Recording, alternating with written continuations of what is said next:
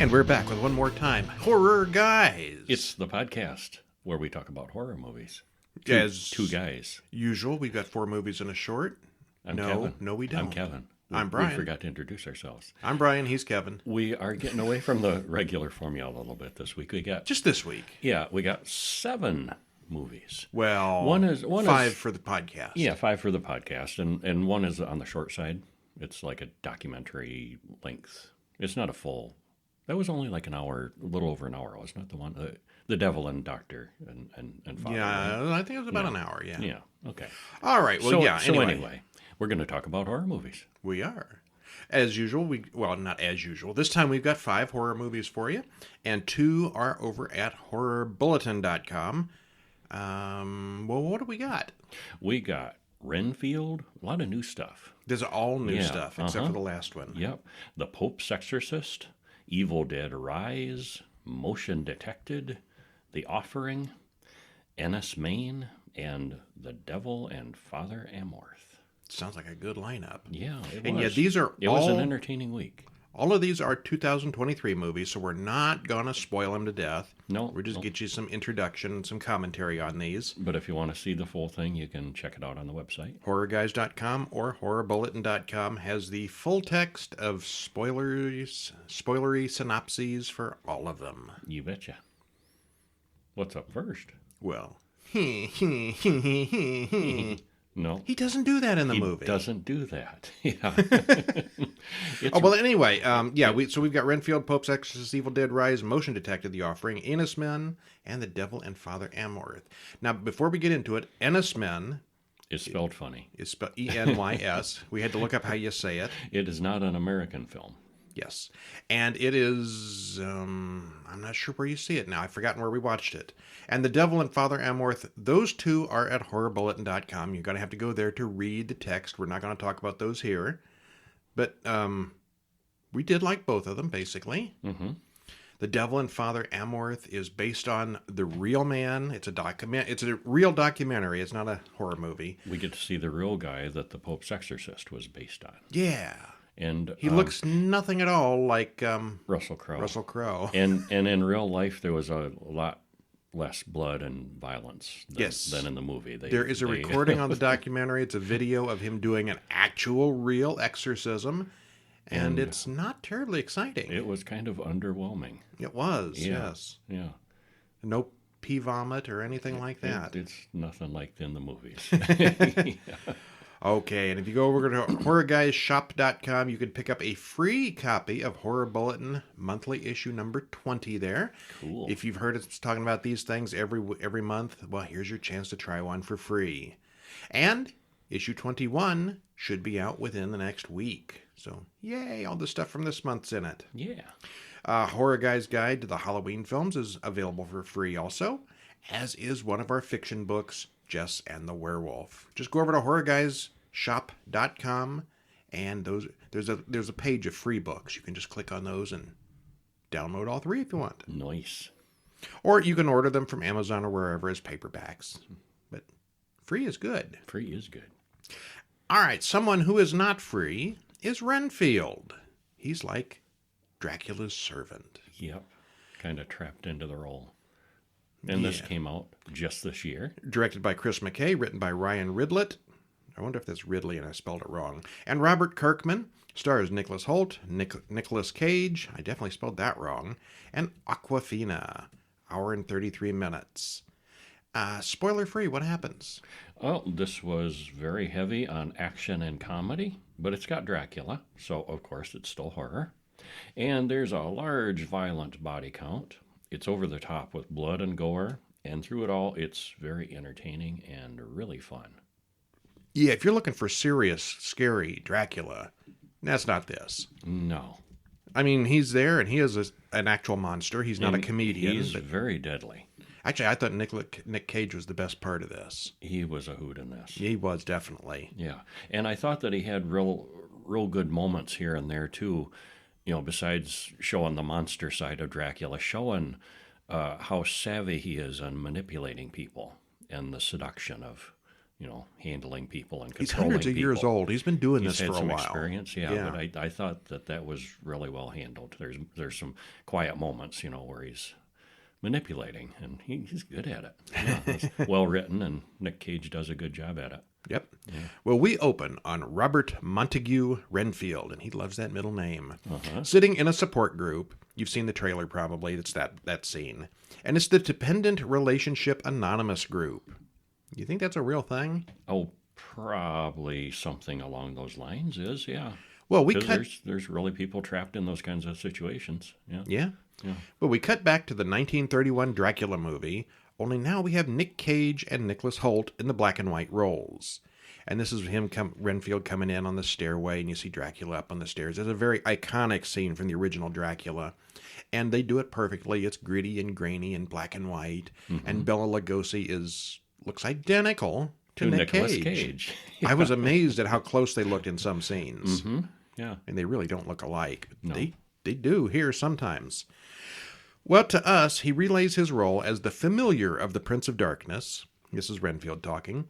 And he says that he can get superpowers from eating bugs, and he uses those to assist Dracula. We get a scene that shows Dracula is pretty hard to kill. Oh, yeah. It's always up to Renfield, though, to clean up the mess and set up their lives after the vampire hunters do their things. So if you've seen the trailers, most of that comes from this opening scene. It's a group of vampire hunters trying to get him. Yeah. And Renfield makes a choice and sticks with Dracula. Oh, yeah. Yeah. So that was 1931, and most of the movie takes place today, where the leader of the group session asks Renfield to share his situation. It's all very supportive and wonderful, and Renfield takes down the names of the people who hurt the people in the support group. So he gets rid of their monsters by giving Mine what he needs. So he's got this group of people who are abused, so he writes down the abusers and feeds them to Dracula. A win-win. Caitlin complains about her boyfriend Mitch. The next scene has Renfield take on Mitch, his friends, and the assassin sent to kill Mitch. It's a kind of comedy of errors, and we see that Renfield is very hard to kill, especially when he's supercharged on bugs. And he carries a little tin along with him where he keeps a supply. Yeah, and in 1931, the original, Renfield ate bugs because he thought it gave him life. Mm-hmm. In reality, he was just insane. But here it kind of works. Yeah, uh-huh.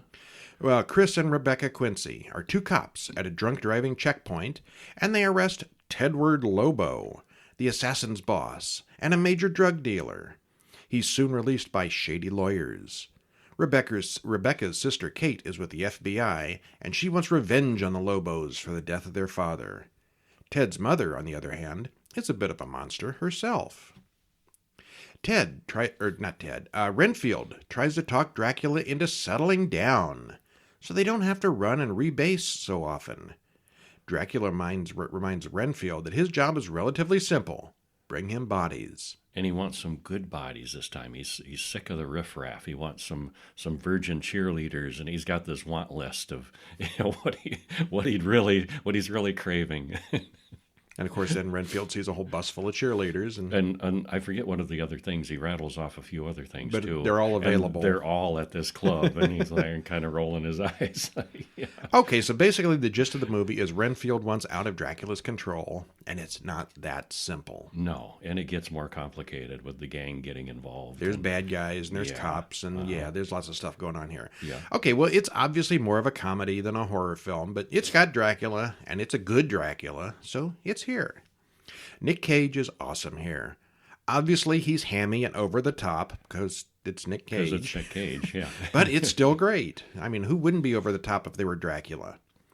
His weird Romanian accent comes and goes from scene to scene, but that's probably forgivable given how many years he's been living among the British and Americans. Yeah, that makes sense. Yeah, oh yeah. He wouldn't be talking like a Romanian almost 100 years later. Right, yeah. But I would be totally up for a remake of the 1931 version with Cage and Holt. That'd but only if it's in black and white. Yeah. Let's take that opening scene and expand it a on bunch. That. Yeah, that'd be awesome. All right, well, the gang and the corrupt cop stuff was kind of hit and miss, but the story needed someone to get between Renfield and Dracula. And it uses most of the Dracula tropes, and it's a lot of fun. It's not perfect, but it was definitely worthwhile. Very entertaining. We liked it, absolutely.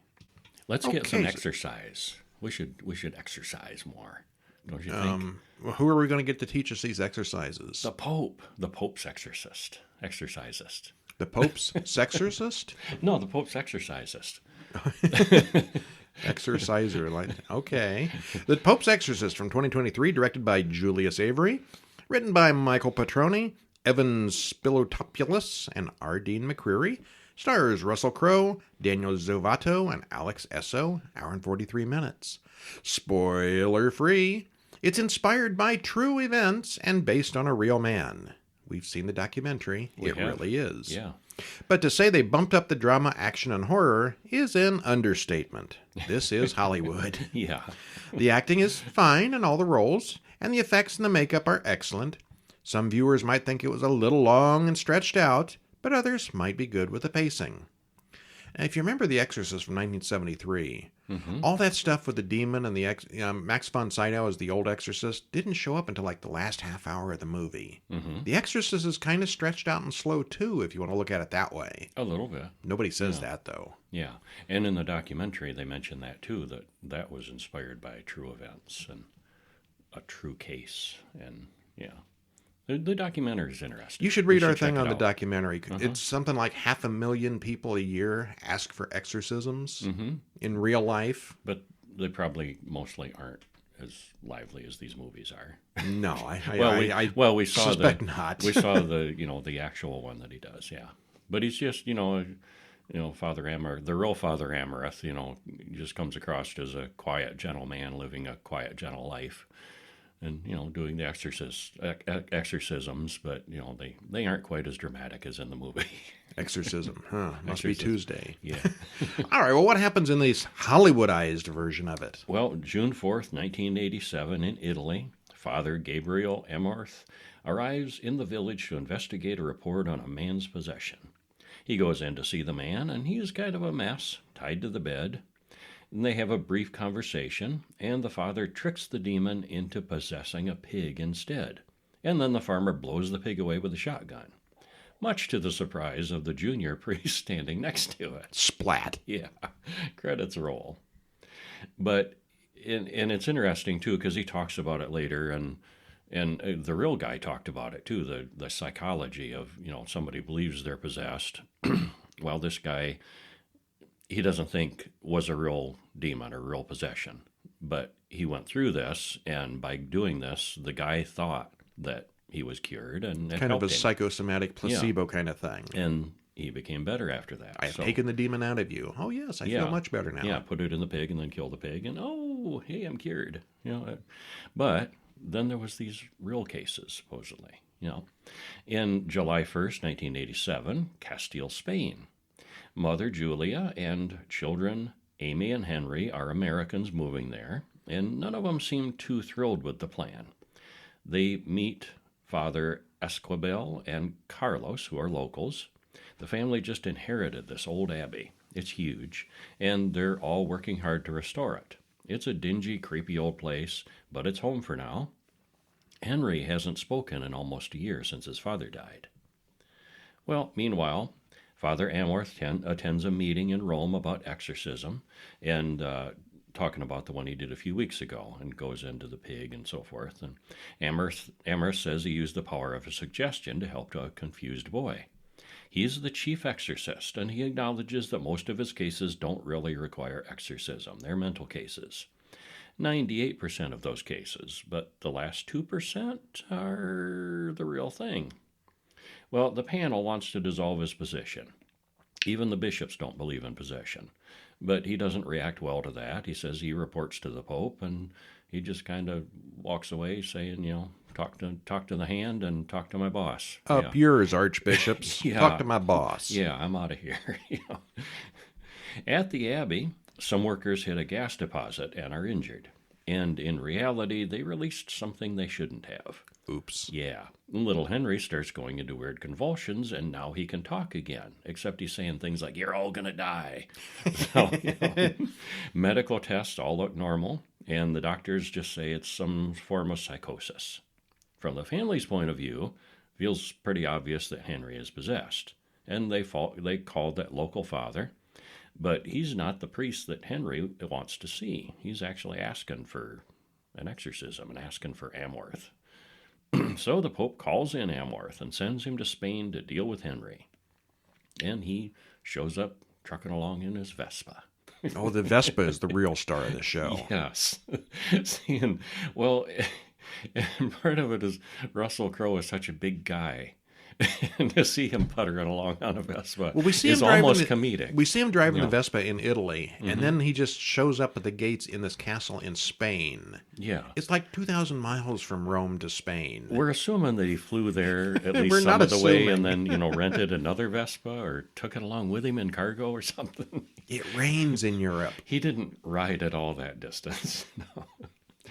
But that abbey is noted to have given the church problems before. And the Pope warns Amorth that this demon sounds dangerous. Well, he arrives at the abbey, and the local father briefs him on what's going on, introduces him to the family, and he quickly heads upstairs to check out Henry. And the demon says he's come here for Amorth, and he knows things that he shouldn't. And that's a good place to stop. Yeah. So who knew a Vespa could be so practical? Here in Michigan, we almost never see a Vespa. Very seldom, yeah. Peter de Sousa Fione as Henry is really good in the first half as the demon-possessed boy. He's very convincing. Russell Crowe is fine here, alternating between tense seriousness and telling jokes. For an exorcist, he's a very funny guy. Mm-hmm. And he talks like a Mario.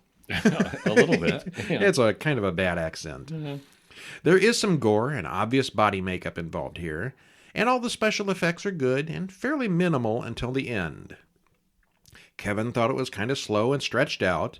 I thought it was pretty good. Paced pretty well. There's not a lot of action here, obviously. It's a possession exorcism movie. The kid lays in bed all day and everybody argues with him. That's what a possession movie is. Yeah, pretty much. If you like The Exorcist, then you'll probably like this. It doesn't really offer much new, but it's all well done and a little different. Yeah, it gets wilder at the end. It gets wilder as it goes along. Yeah. Well, it gets a little silly right at the very end, but okay. Yeah. All right, speaking of silly, we all love Bruce Campbell in the Evil Dead series. We so did. What do we got now? It's Evil Dead without Bruce Campbell. Bruce Campbell. Evil Dead Rise 2023, written and directed by Lee Cronin. Stars Mirabai Pease, Richard Crouchley, and Anna Marie Thomas. Hour and 36 minutes. Spoiler-free, what happens? It looks good with loads of gore and realistic special effects. They definitely had a nice big budget on the effects on this. But it stalls and stays stalled, kind of leaving us as trapped as the people in the film. We're just watching variations of the same thing happen over and over, basically. We didn't think it was nearly as entertaining or captivating as the franchise's previous films. Or the television series. That was really good. Well, I think the TV series was pure comedy, wasn't it? It was, yeah. It was much less serious than the movies. Definitely, yeah. Very, very much comedy with horror elements, but really entertaining. This one had a few laughs here and there, but it was definitely not funny. No, it was very, not very serious and, yeah, just kind of tedious. And I think Bruce Campbell helped a lot. And I missed Bruce. I missed him in this, but he was in it. Oh, barely. He's a line. He's got a line. He's got a line on the phone. Yes. Yeah. Well, we open with a point of view shot as something zoomed through the woods as credits roll. Oh, this looks mighty familiar. It's a cabin in the woods with a demon crawling around. Oh, wait, it's a drone controlled by Caleb. Teresa asks him about Jessica, who's back at the cabin, sick with something or other. Caleb is Jessica's boyfriend, and Teresa's feeling like a third wheel at the cabin in the woods. And now we've met our main characters, we know where this movie's going. Right. While Jessica starts quoting from Wuthering Heights, the book that Teresa is going to read, but she rolls right out of bed and then vomits all over. She's not looking too good, but good enough to rip Teresa's scalp off. Wait, what? Jessica goes out to the dock, grabs Caleb's drone, and rips his whole head off. Jessica is clearly possessed, and credits roll. And that's the last we see of those characters. No. Wait a minute, that's not... Well, No, okay. not really.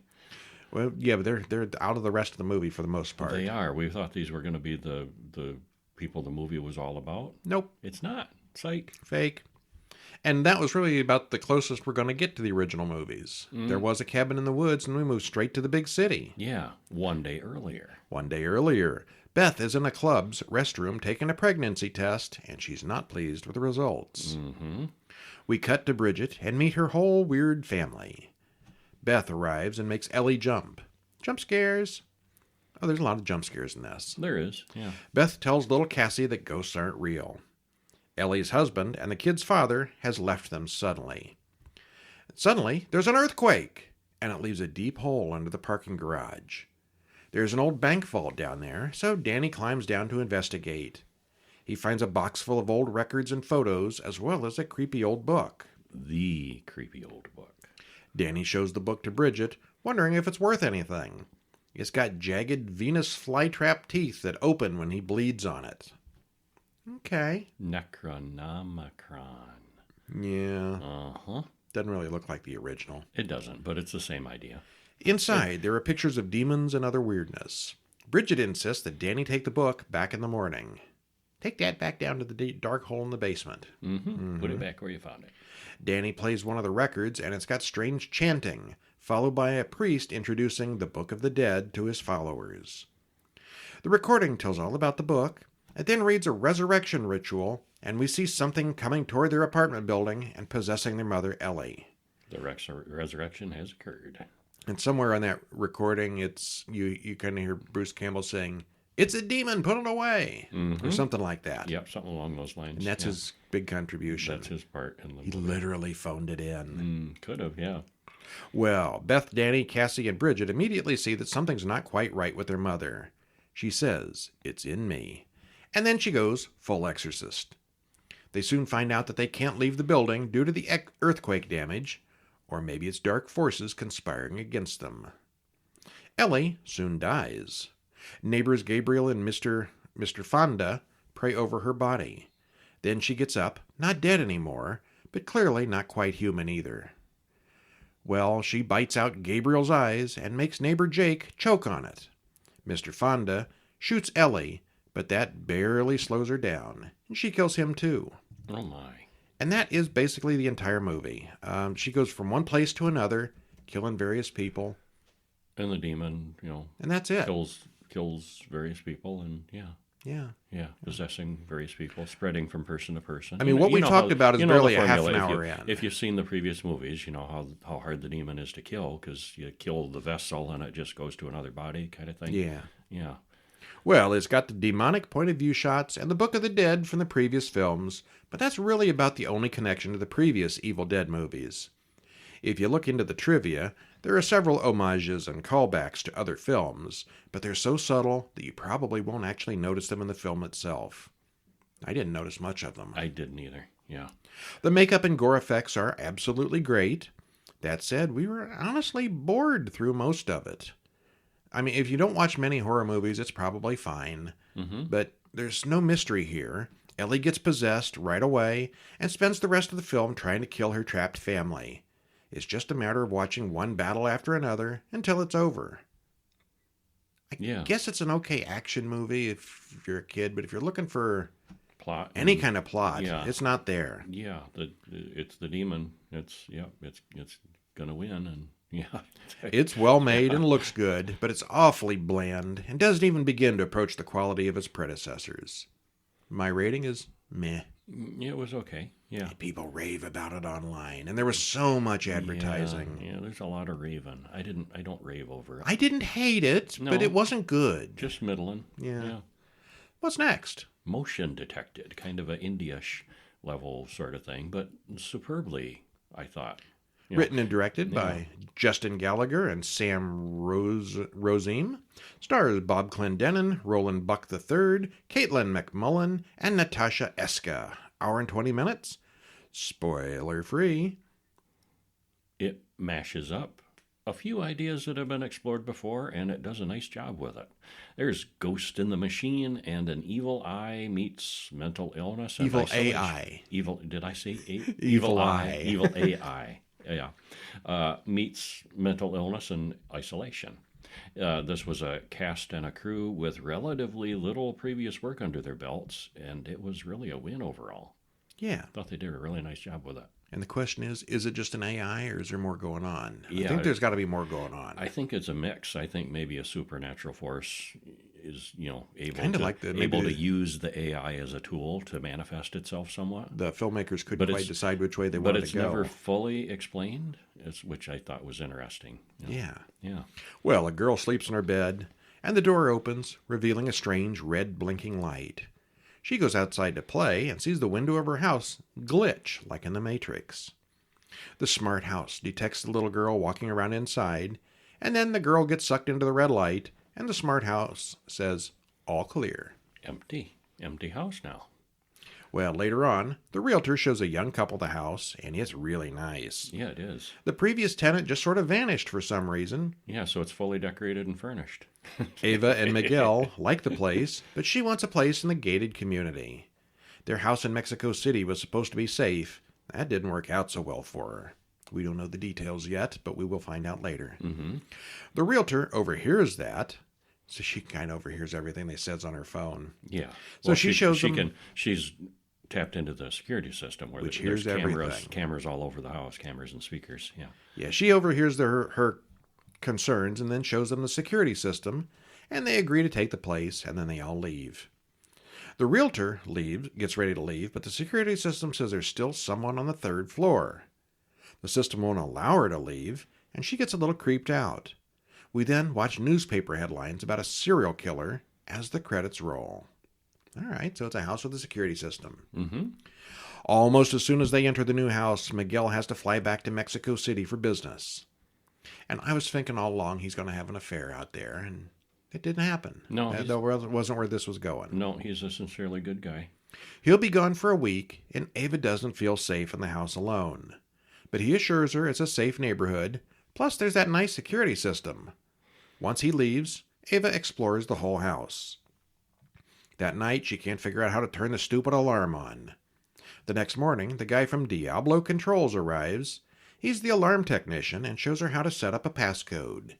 He sets up her phone to sync with the system, and he says that it's all controlled by an AI that watches and learns her patterns. He mentions that the neighborhood is super quiet and nothing ever happens here anyway. So, when she goes to bed, we see that the house watches everything. We then see something glitchy on the security footage, almost like a ghost coming up the steps. Ava wakes up and checks it out, but the system says, all clear. We should leave there. Things devolve from that point, yes. Yes. So it's Paranormal Activity meets Margot. Mm-hmm. And she's had some past trauma, and there's a therapist that she reaches out to, so she's had some past issues. So there's, and here she's alone in this new city and new house, and, so there's the question of, she's questioning her sanity. But there's definitely weird stuff going on, too. It's, I thought it was really well done. Yeah. Yeah. It builds really nicely. Is mostly just one character alone in the house, slowly going insane. Maybe. The set is perfect and the cinematography is excellent. The special effects are appropriate and the acting is good too.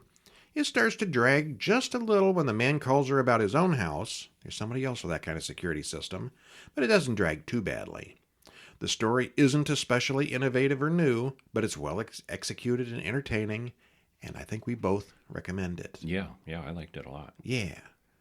Well, what's next? An interesting movie called The Offering from 2023 also. Directed by Oliver Park, written by Hank Hoffman and Jonathan Younger, stars Nick Blood.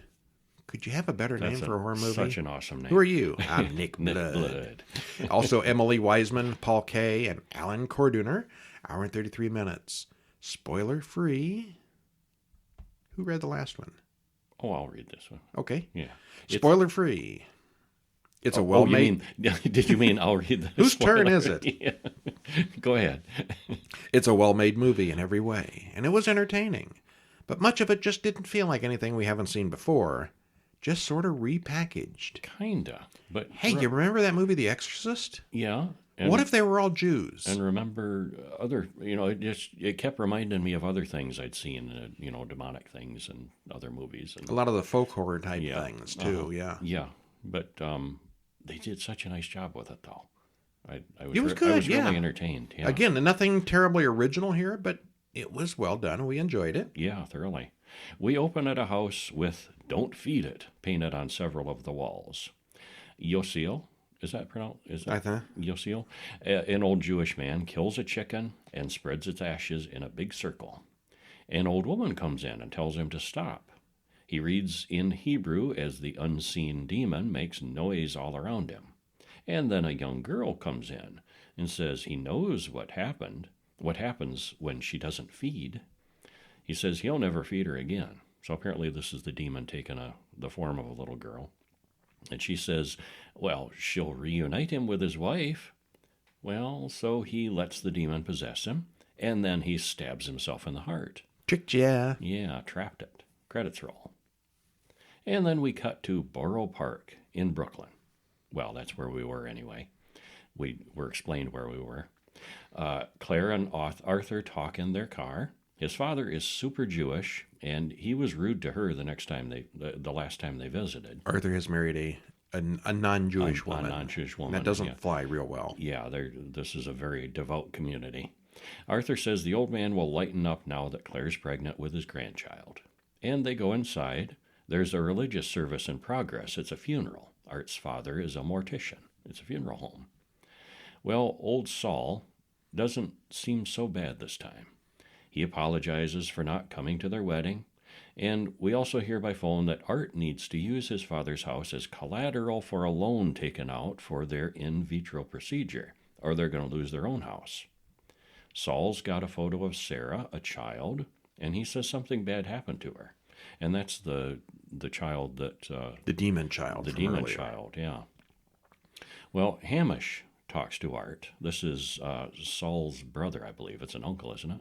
I think he just works for him. Okay. He's like the assistant mortician. Okay, yeah. They're very close, though. Yes, they are, yeah. They're like brother close, him and their dad.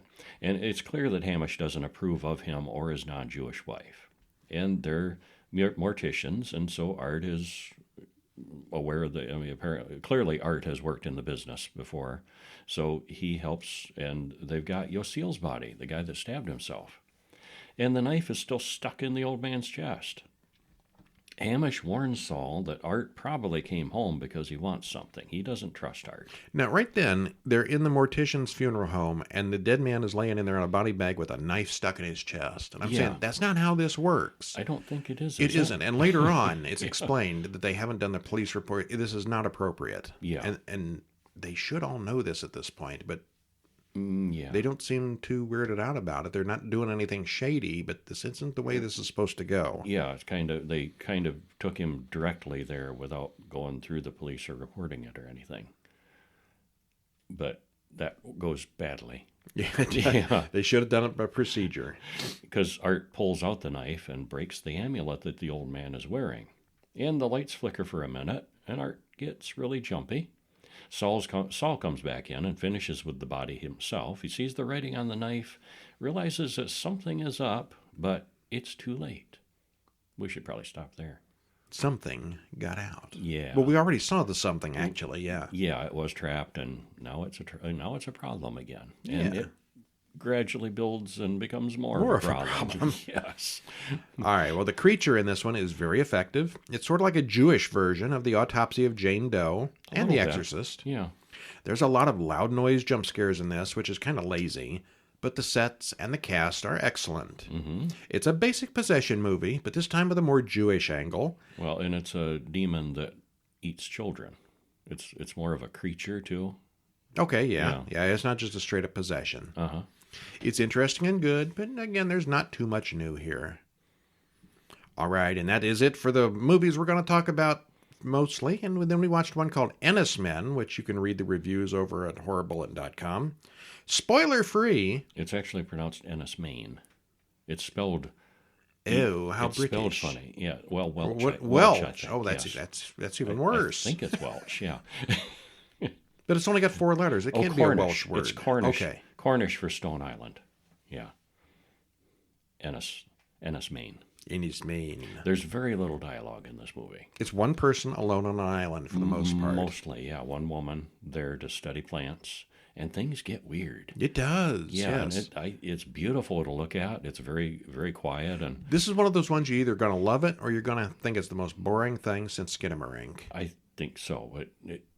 Yeah. I liked it. I didn't like Skinamarink, and I liked this. So This is one I wouldn't mind seeing again, actually. You put things together as it goes along and it doesn't make any sense. And what the hell is going on in the first half? Then the ending kind of does. Yeah. Yeah. Probably watch this again someday. It's cool. And then we already talked about The Devil and Father Amorth, a documentary from 2017 that talks about the real life Father Amorth, the guy that the Pope's Exorcist was based on. And again, he's a real guy who's a real exorcist. He really is the Pope's exorcist, and he does. Well, he was. He's He's dead away now, yeah. Uh-huh. Yeah. And he really did do real exorcisms. Mm-hmm. And we get to see one of them. Whether you believe in that stuff or not, he did, and he did them. And the documentary is definitely slanted. Oh, yeah. It's a slanted documentary. It's not skeptical. Yeah, he It's definitely directed- slants it in the direction of that this is real. Directed and hosted by William Friedkin, the guy who made the Exorcist movie. And he definitely pushes you toward this is all real. Mm-hmm. But you can judge it yourself. It doesn't get too preachy. And he does talk to, I mean, besides the Father Amorth stuff, he does talk to some physicians, brain specialists and things to get their take on it. So that very interesting. Yeah. Yeah. All right. Well, let's see. That is it for this week. You can check all these things out at horrorguys.com or horrorbulletin.com. And tune in next week where we're going to have 4 movies and a short for you. Nice. Let's see. What are we going to have? Oh, yeah. Last week we got stuck in the 80s. Mm-hmm. This week we did all new films. Next week we're going to be a trip to the 90s. more specific. No. No? We're going to take our DeLorean and go 88. Specifically 1988. 1988 all around. That was a heck of a year for horror movies. I hear that it was. Pumpkinhead, the original Child's Play, The Serpent and the Rainbow, Waxwork. Then there were 2 more. What were the 2 bonus films? I looked this up real quick. Demons? No. Okay. One moment. I'm going to horrorbulletin.com so I can see what we put on there. Nightmare on Elm Street Part 3, The Dream Warriors. Oh, right. The one that a lot of people seem to think maybe the best of the series. It was cool. And Friday the 13th, Part VII, also known as Jason, which one? Oh, The New Blood, Part 7, Jason the New Blood. It was a year of telepathy and mental stuff. Yeah, well, They the were Dream trying to- Warriors had a bunch of psychic kids that could get into each other's dreams, and Friday the 13th, it had one also. I has think a one psychic came out girl. before the other, and there was some copying going on. Maybe a little. Yeah. Let's spice this up with some psychic stuff. Yeah. All right, so yeah, that's our night. All 6 of those films were from 1988. So yeah, that was a good year for horror. Yes, it was. All right, well, I'm Brian. And I'm Kevin. We'll see you next week. See ya.